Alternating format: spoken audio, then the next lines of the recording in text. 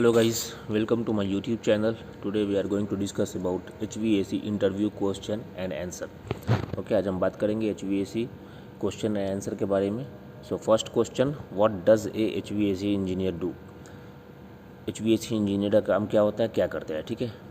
Answer, as an HVAC engineer your job is to design HVAC system. Your primary responsibility is design, installation, maintenance and repair duties. You must consult with clients to discover their needs and identify solution for their existing system. You may collaborate with installer, repair technician and manager to make sure your work are within the scope of the project budget and meet clients needs. As an HVAC engineer आपका job होता है design, maintenance, installation, repair. ठीक है. आपको client से मिलकर client की ज़रूरत को जानना पड़ेगा और वो उसका सल्यूशन जो है आइडेंटिफाई करना पड़ेगा. ठीक है. आपको कोलैबोरेट करना पड़ेगा आपके टेक्नीशियन से, आपके मैनेजर से. मेक श्योर करना पड़ेगा कि वो जो काम है वो आपके बजट के अंडर है या नहीं है क्लाइंट की ज़रूरत को पूरा करने के लिए. तो ये एक HVAC इंजीनियर का काम होता है. Question number 2. What does a HVAC technician do? Answer, an HVAC or HVACR technician installs, repairs or maintaining heating, ventilation, air conditioning and refrigeration system that control the temperature and air quality in building. In some cases, an HVAC technician may specialize in installation, repair or maintenance. HVAC technician का काम क्या होता है, क्या करता है. HVAC technician का काम होता है इंस्टॉल करना, रिपेयर करना, मेंटेन करना HVAC सिस्टम को जो बिल्डिंग के एयर क्वालिटी एंड टेम्परेचर को मेंटेन करता है. ठीक है. तो ये काम होता है HVAC टेक्नीशियन का. Question number 3, draw the refrigerant cycle and explain. You can see below refrigerant cycle which is I mention. Answer, the refrigeration cycle starts and ends with the compressor. The refrigerant flows into the compressor where it is compressed and pressurized. At this point, the refrigerant is a hot gas. The refrigerant is then pushed to the condenser, which turns the vapor into liquid and absorbs some of the heat. The refrigerant then proceeds to the expansion valve where it expands, losing pressure and heat.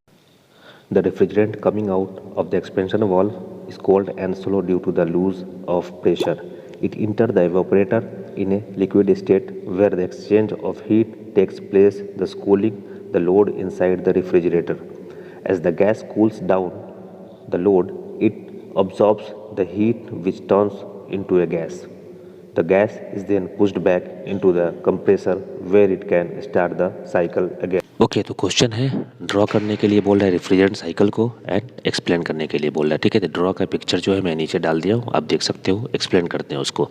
Refrigerant cycle जो होता है वो compressor से start होता है और compressor पे ही and होता है. जब कंप्रेसर के अंदर में रेफ्रिजरेंट का फ्लो आता है तो कंप्रेसर क्या करता है, उसको कंप्रेस्ड करके दबा के उसको पुश करके उसको प्रेशर को बढ़ा देता है. बढ़ाने के बाद क्या होता है, वो वेपर में तब्दील हो जाता है, वेपर के रूप में बदल जाता है.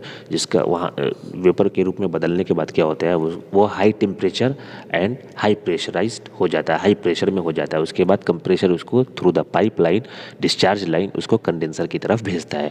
जब कंडेंसर में इंटर होता है रेफ्रिजरेंट तो वहाँ पे वो वेपर के रूप में होता है, high temperature and high pressure में. ठीक है. जब कंडेंसर में जाता है तो कंडेंसर उसको क्या करता है, उसमें कंडेंसर के अंदर में एक CFM होता है. ठीक है. एयर कूल्ड है तो CFM होता है और वाटर कूल्ड में वाटर आता है. ठीक है. तो वहाँ पे क्या करता है, CFM का बात करते हैं, एयर कूल्ड का बात करते हैं, तो वहाँ पे क्या करता है CFM के थ्रू, फैन के थ्रू उसकी हीट को ऑब्जॉर्ब करके उसको बाहर फेंकता है, हीट को बाहर फेंकता है CFM के फैन के थ्रू. ठीक है. तो वहाँ पे क्या होता है, वहाँ पे जब हीट को बाहर फेंकता है तो वो स्लोली लिक्विड में कन्वर्ट होना शुरू हो जाता है. जब कन्वर्ट होना शुरू होता है तो वो क्या करता है, फिर वहाँ से लिक्विड लाइन के थ्रू वो एक्सपेंशन वॉल में जाता है. एक्सपेंशन वॉल में जब जाता है तो वहाँ पे क्या होता है, एक्सपेंशन वॉल उसको एक्सपैंड करता है, उसको ज़्यादा जगहों में बांट देता है. ठीक है. एक्सपैंड होने के बाद में क्या होता है, रेफ्रिजरेंट का प्रेशर एंड टेम्परेचर दोनों डाउन हो जाता है, दोनों लिक्विड के रूप में बदल जाता है, लिक्विड बन जाता है वहाँ पे. ठीक है. जब लिक्विड फिर वहाँ से लिक्विड जब डिस्चार्ज होता है वहाँ से आउट होता है एक्सपेंशन वॉल से, तो वो इवोपरेटर में जाता है. इवोपरेटर क्या करता है, इवोपरेटर के अंदर में फ़ैन होता है, ब्लोअर होता है, मोटर होता है और ये जो रेफ्रिजरेंट जो लिक्विड बन चुका है, और ये जो रेफ्रिजरेंट लिक्विड बन चुका है वो इवोपरेटर के कूलिंग कॉइल में इंटर होता है। कूलिंग कॉइल में इंटर होने के बाद में क्या होता है, वहाँ पे इवोपरेटर के अंदर में एक फ़ैन, ब्लोअर, मोटर लगा होता है, जिसके थ्रू उसके कोल्ड को ऑब्जर्व किया जाता है। ऑब्जर्व करने के बाद में क्या होता है, वो ऑब्जर्व करने के बाद में उसके कोल्ड को इवोपरेटर एयर के फ्लो में मिक्स करता है, एयर के फ्लो में एयर में मिक्स करते हैं, और मिक्स करने के बाद में उसका एयर जहाँ पे फीड हो रहा है, जहाँ पे सप्लाई जा रहा है जिस एरिया में, वहाँ पे उसको सप्लाई देता है। ठीक है, सप्लाई देने के बाद में क्या होता है, वहाँ पे उसका हीट चला गया, उसका जो कोल्डनेस है वो निकल गया। फिर कूलिंग कॉइल में क्या होता है, जब उसका हीट कोल्ड निकल जाता है तो फिर वापस से वो सक्शन लाइन की तरफ आगे बढ़ता है। सक्शन लाइन की तरफ जब आगे बढ़ता है तो वहाँ पे ऑलरेडी इवोपरेटर में उसका कोल्डनेस जो है वो ख़त्म हो चुका है। जब आगे बढ़ता है तो फिर वो वेपर में धीरे धीरे बदलना शुरू हो जाता है, वेपर के रूप में। जब वेपर के रूप में वापस से बदलना शुरू होता है तो वो वापस से सक्शन लाइन के थ्रू वो सीधा कंप्रेसर में जाता है, और फिर कंप्रेसर अगेन सेम साइकिल पे काम करना शुरू करता है। तो ये होता है रेफ्रिजरेंट साइकिल। आप इसको ऐसे एक्सप्लेन कर सकते हो। Question number 4. What is constant air volume system? Answer. Constant air volume CAV is a type of heating, ventilating and air conditioning HVAC system. In a simple CAV system, the supply air flow rate is constant, but the supply air temperature is varied. Question है आपका constant air volume system क्या होता है, तो आपको answer देना है इसका इस टाइप से। कांस्टेंट एयर वॉल्यूम सिस्टम भी एक टाइप का heating, ventilating, air conditioning HVAC का सिस्टम है। सिंपल CAV सिस्टम में क्या होता है, द सप्लाई एयर फ्लो जो होता है, जो सप्लाई का एयर फ्लो होता है वो कांस्टेंट होता है, वो घटता बढ़ता नहीं है। लेकिन सप्लाई एयर फ्लो का जो टेम्परेचर होता है वो घटता बढ़ता है।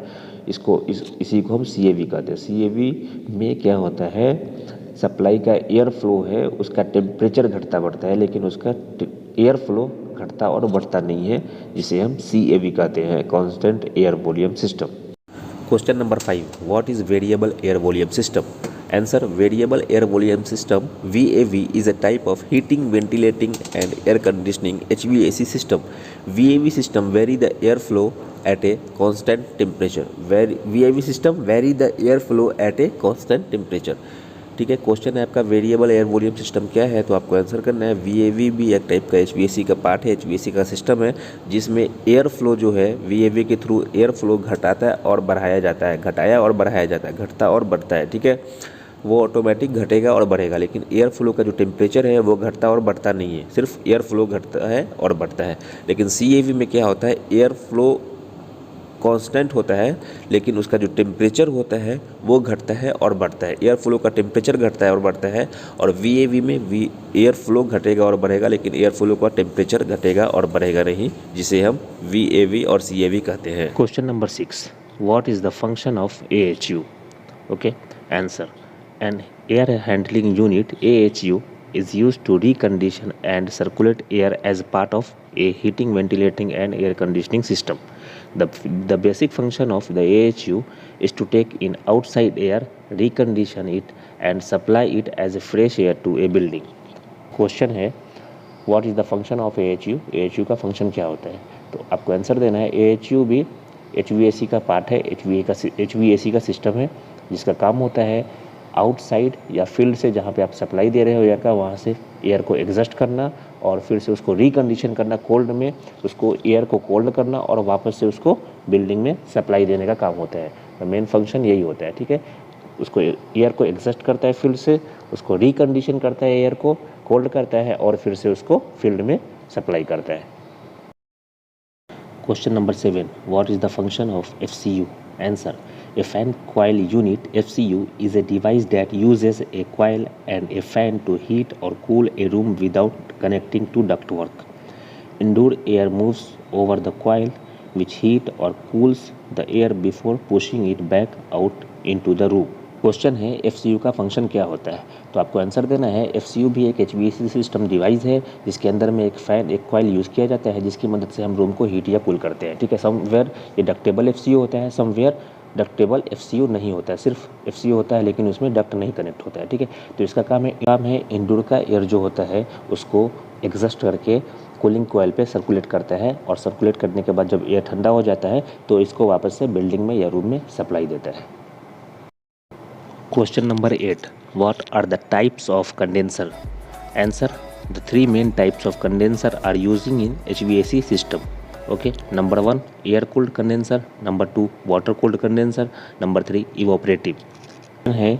कितने टाइप का कंडेंसर होता है, आपको आंसर देना है। 3 मेन टाइप का कंडेंसर होता है जो HVAC सिस्टम में यूज़ किया जाता है। नंबर 1 एयर कूल्ड कंडेंसर जो एयर से हीट एक्सचेंज करता है, नंबर 2 वाटर कूल्ड कंडेंसर जो वाटर से हीट एक्सचेंज करता है, और नंबर 3 इवोपरेटिव जिसमें एयर एंड वाटर दोनों को यूज़ किया जाता है हीट एक्सचेंज करने के लिए।